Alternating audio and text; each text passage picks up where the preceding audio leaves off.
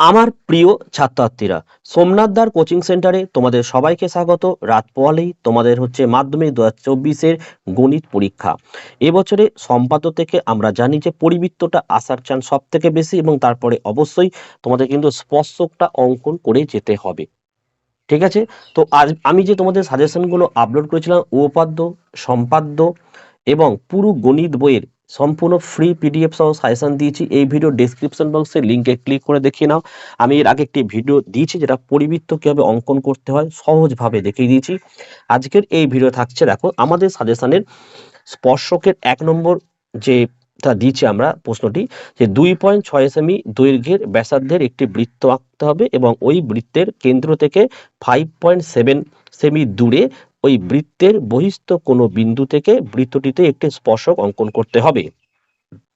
তো দেখো, তোমরা অবশ্যই কিন্তু স্কেল এবং কাঠ পেন্সিল তোমাদের ইউজ করতে হবে, এবং যেহেতু আমি ভিডিওটা করছি আমি কিন্তু পেন ইউজ করছি, কারণ যাতে তোমরা পরিষ্কার দেখতে পাও। তো প্রশ্নে বলে দিয়েছে, দেখো, 2.6 সেমি এবং 5.7 সেমি দুটি আমাদের রেখাংশ অঙ্কন করে নিতে হবে।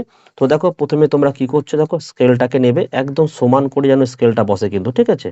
স্কেলটাকে সমান করেছো, করে দেখো এখানে একটা পয়েন্ট দিলাম, আর দেবো 2.6। দেখো, এই হচ্ছে 256, দেখো এইভাবে কেটে দিলাম। তারপরে আছে 5.7, 5.7, এই তো 5.7, এটা 5.567 হয়েছে। তো আমি এখানে লিখে দেবো যে এটা হচ্ছে 2.6 সেমি, আর এটা হচ্ছে 5.7 সেমি। দুটো রেখাংশ আমাদের অঙ্কন হয়ে গেছে। এবারে আমাদের পরবর্তী কাজ হচ্ছে যে একটি বৃত্ত আমাদের অঙ্কন করতে হবে। দেখো, এই যে 2.6 এর মানটাকে প্রথমে তোমরা এইভাবে নিয়ে নাও। দেখো, 2.6 সেমি মানটা আমরা নিয়ে নিয়েছি। তাহলে একটি বৃত্ত আমাদের অঙ্কন করতে হবে। প্রথমে একটা জায়গায়, দেখো, এরকম মিডিলে একটু বাঁধে ঘেঁষে বসাবে, নিয়েছি। এটা নিয়ে এই বৃত্তটাকে তোমরা প্রথমে অঙ্কন করে নাও।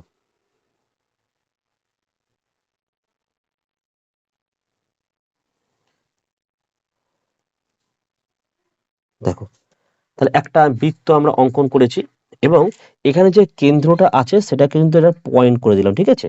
তাহলে কি হলো, এটার নাম আমরা কি দেবো, ও।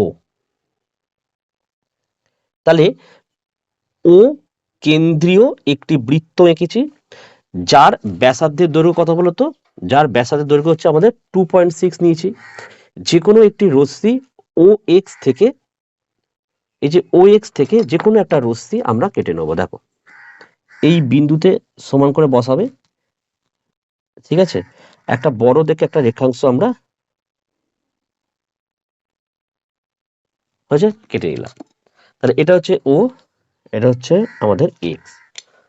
হচ্ছে ও এক্স থেকে এবারে 5 সেমি, এই যে 5 সেমিটা এখানে রয়েছে, দেখো এই মানটাকে আমরা নিলাম। দেখো, এই যে 5 সেমি নিয়েছি, নেওয়ার পর এই যে ও বিন্দুতে আমাদের বসাতে হবে। হয়েছে? তাহলে ও এক্স থেকে, যে ও এক্স থেকে 5.7 সেমি দৈর্ঘ্যের সমান করে ও আর এ, এটা নাম কি দিলাম, এ। তাহলে ও এ রেখাংশ কেটে নিলাম এবং ও এ আমরা যুক্ত করে দিলাম। হয়েছে? এবার দেখো, এই যে ও আর এ, এই সরলরেখাংশকে আমরা কি করব, সমদ্বিখণ্ডিত করব। কি করে সমদ্বিখণ্ডিত করব, যেমন পরিবৃত্ততে করেছি।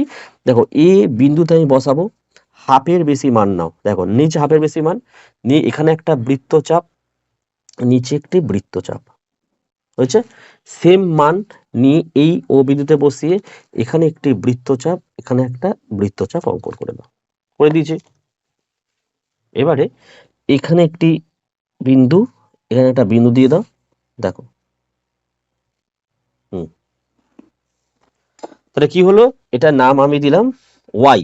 তাহলে কি হলো, ও এ সরলরেখাংশকে আমি ওয়াই বিন্দুতে সমদ্বিখণ্ডিত করলাম। এবার পরের কাজ কি, দেখো, এই যে ওয়াই বিন্দুকে কেন্দ্র করে ওয়াই আর ও দৈর্ঘ্যের ব্যাসার্ধ নিয়ে একটি অর্ধবৃত্ত অঙ্কন করতে হবে, যা এই যে ও কেন্দ্রীয় বৃত্তকে এখানে পি বিন্দুতে ছেদ করবে। দেখো কি করছে এবারে আমরা এই যে ওয়াইতে বসালাম, মানে ওয়াই বিন্দুকে কেন্দ্র করে, আর ওয়াই ও, ঠিক আছে। তখন অবশ্যই তোমরা এই মানটাকে একটু দেখে নেবে যে ঠিক আছে কিনা,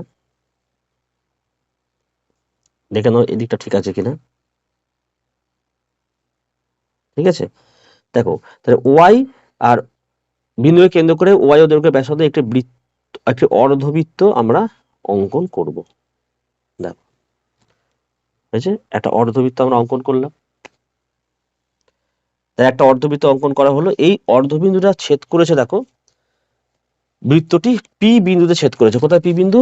এইটা হচ্ছে আমাদের পি বিন্দু, এটা নাম দিতে হবে পি বিন্দু। হচ্ছে, এবারে এ আর পি কি করতে হবে বলতো? এ আর পিটাকে যোগ করতে হবে। এই যে তোমার এ বিন্দু আছে এখানে, আর এই যে পি বিন্দু, এটাকে তোমরা যোগ করে দাও। এ আর পি বিন্দু আমি যোগ করে দিলাম।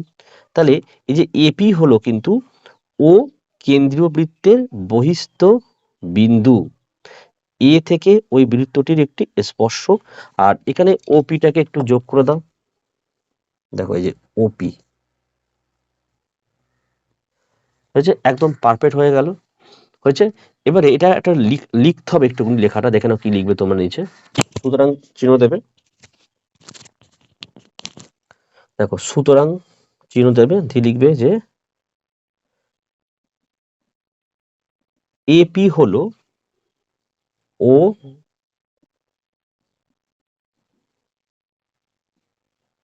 কেন্দ্রীয় বৃত্তের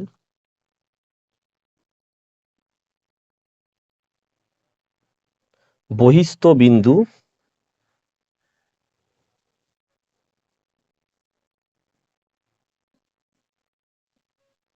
এ থেকে ওই বৃত্তের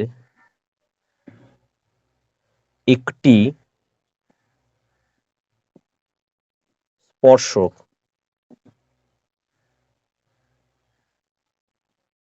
ওকে, এই ছিল আজকের ভিডিও। আর যদি তোমাদের কোনো সম্পাদ্য আঁকিয়ে দিতে হয় আমাকে কমেন্ট করে জানাও, কোন সম্পাদ্য আঁকতে হবে তা প্রশ্নটা লিখে পাঠাও, আমি অবশ্যই করে দেবো। ভিডিও ভালো লাগলে একটি লাইক করো এবং চ্যানেলে নতুন হলে চ্যানেলকে সাবস্ক্রাইব করো।